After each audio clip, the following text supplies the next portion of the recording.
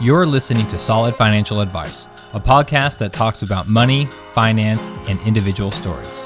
My name is Ryan Hughes, and I am the owner of the wealth management firm Bull Oak Capital.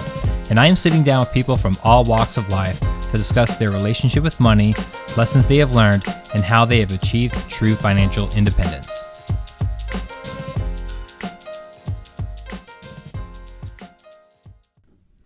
Hello and welcome to Solid Financial Advice. I am your host, Ryan Hughes, and during our COVID-19 quarantine, we have a little bit different of an interview today.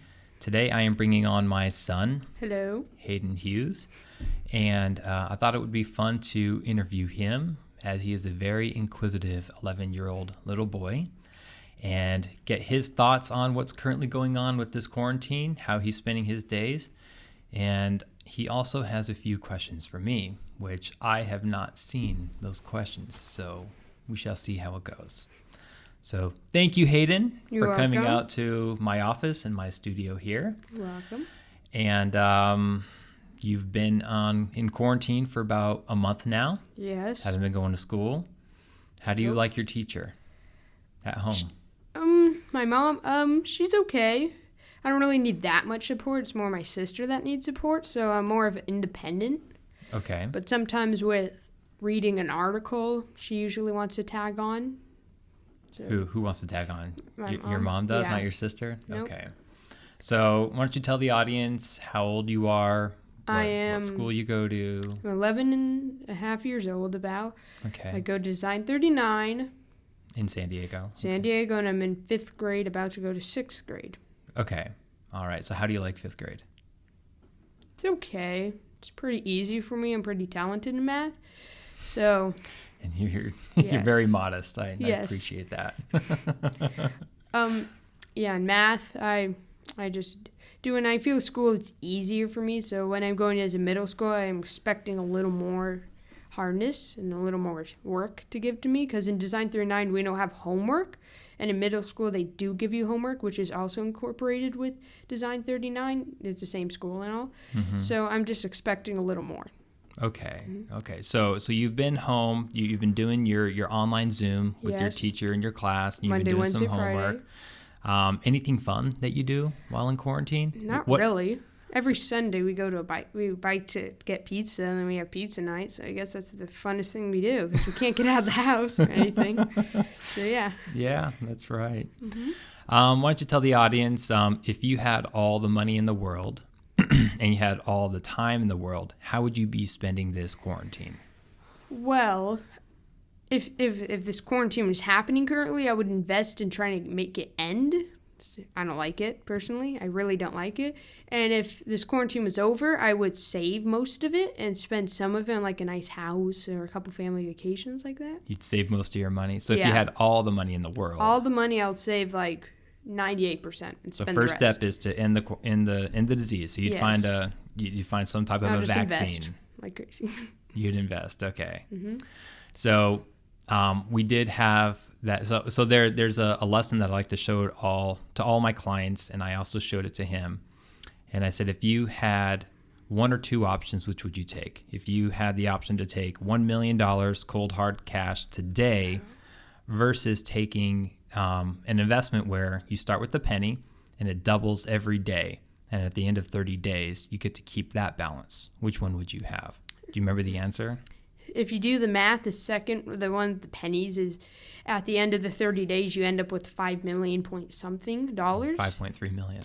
But Correct. it depends on how much patience you have. If you don't have any patience, just go to the first one, you get a huge payday. Or if you wait 30 days, you get 5 times as much. Exactly. Mhm. Yeah. Yeah. Yeah.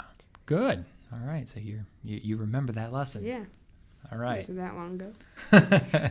So before we switch it over for you to interview me, I do kind of want to let people know, what does a typical 11-year-old boy think about? Do you think about business at all? Do you think about investing? Nope. Or is your mind more stuck with Star Wars and stuff? Not really. Not really Star Wars. I'm more of a Harry Potter guy and Jurassic Park.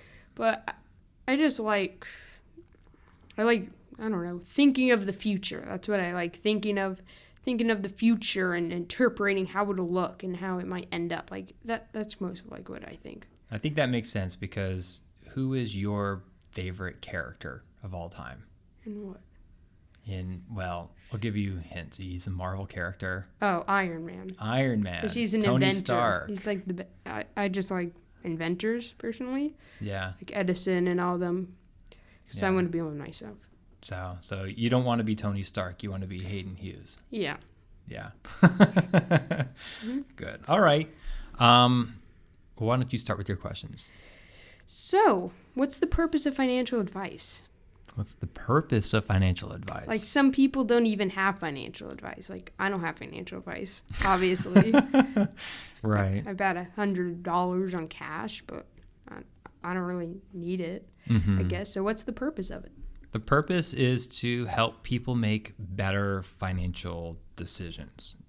So some people don't need it. Some people are what I call do-it-yourselfers. They enjoy doing their own research and figuring out ways to manage their own money and make smart financial decisions. Other people are not. Other people say, I don't have the time or the patience, or I just need that help. So you're an 11-year-old kid, so this isn't something you really need to worry about right now. But as you get older, you're going to start to realize that things get more complicated, especially as you start to work through more of your career, right? One day you're going to get married. One day you're going to have kids. One day you're going to buy a house. One day you're going to start saving your 401k, all these different things. And you're going to start to realize that it becomes more and more complicated. And so you need help. And so that's what I do. That's what financial advisors do. Yeah. So if I win $1 million, you're telling me not to just buy 50 Lamborghinis right off the market? 11-year-old version of Hayden, yes, you can do that. Yes. A 30-year-old me? 30-year-old Hayden, you better not, especially if your dad's an advisor. Yeah. Okay. And my second question is, why did you start up this business? You could have just stayed with like Merrill Lynch or any other company. Why'd you leave them and start up your own? I think the Navy ruined me. The Navy is great at telling you, or the military in general, right? It's great at telling you what to do and how to do it. And I kind of wanted to do my own thing on my own terms. And Merrill Lynch was great. I mean, I learned a lot there in the other firms that I worked at.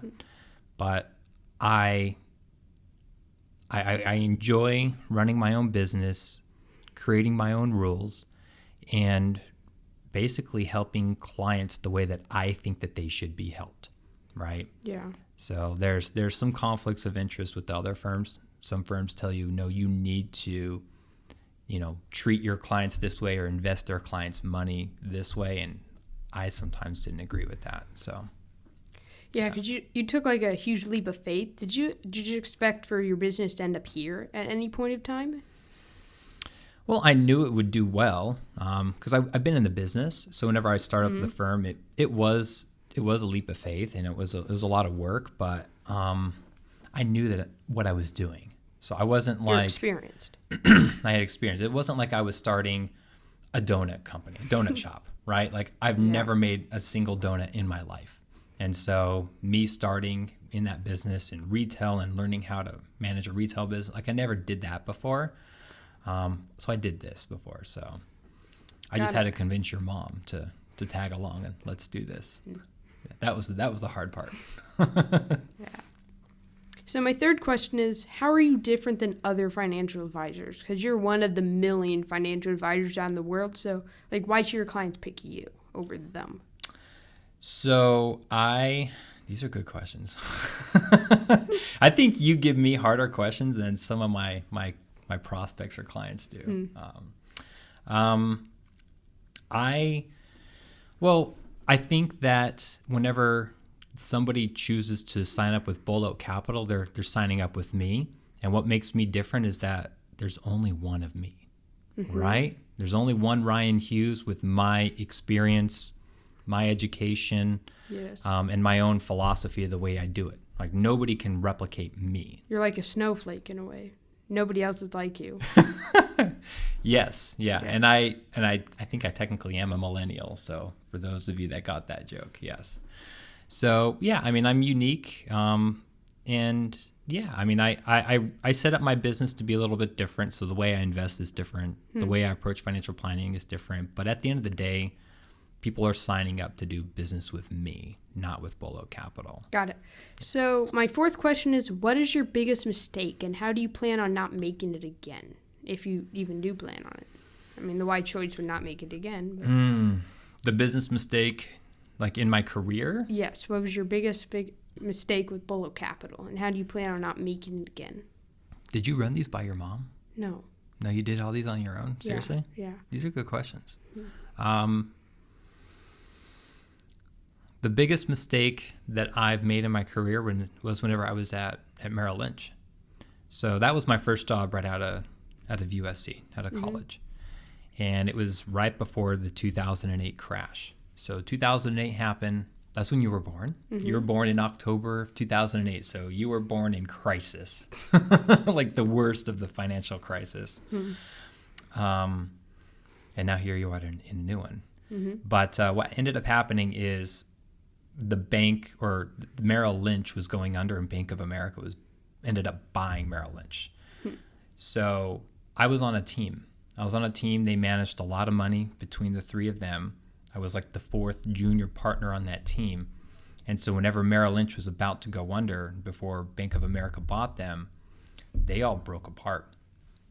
So one financial advisor went to another bank. One financial advisor stayed there. One financial advisor, he ended up going to another firm and I think he started up his own firm, I think is what he did. And so I was the low guy on the totem pole. So nobody really cared about me, right? Like nobody cared what happened to Ryan Hughes, because I didn't really have much value then. And so instead of sticking it out and staying there, I kind of panicked. You were being born. I mean, I think you were just born. I was commuting, an hour and a half down the 405 in LA, going to work every single day. And it was just a lot. Like the commute, the crisis, you being born. I wanted to be a father who was actually present and not a father that was never there. And so I ended up leaving Merrill Lynch, and I ended up joining Morgan Stanley, which was 5 minutes away from our house in Valencia. So my commute time would be cut much shorter, and I'd be closer to Jill and you. And so I left, and I left a really good opportunity. If I would have stayed, it actually honestly would have all worked out fine at Merrill Lynch. And I probably would have been much more successful and further along in my career. You would have been ahead of. Like, this business probably reached that point, but you would just be ahead of it. I would have been You would have got a head start in a way. Yeah, I took a step backwards by going to Morgan Stanley, for sure. But in the end, it all worked out, right? Because I went to Morgan Stanley, I was then recruited to Schwab, and then if I didn't work at Schwab, I would never have went back to UCLA and studied finance. So it led me down a path which ultimately is better, because now I own my own firm, and now we live in San Diego instead of LA. So it all worked out. Yeah. So my fifth one is, how do you keep your clients happy? How do you keep them on? So they have expectations. Whenever they sign up, they have certain expectations. Yeah. You guys watch out for Hayden. When he gets older, you guys gotta better watch out. So, I mean, they have expectations. Whenever they sign on, they expect a certain level of service. So whenever they email me or give me a call, they want that white glove service. Like, they want me to call them back or take their call or schedule a meeting and do whatever. So they expect you to show respect to them, to show that. Sure. Yeah.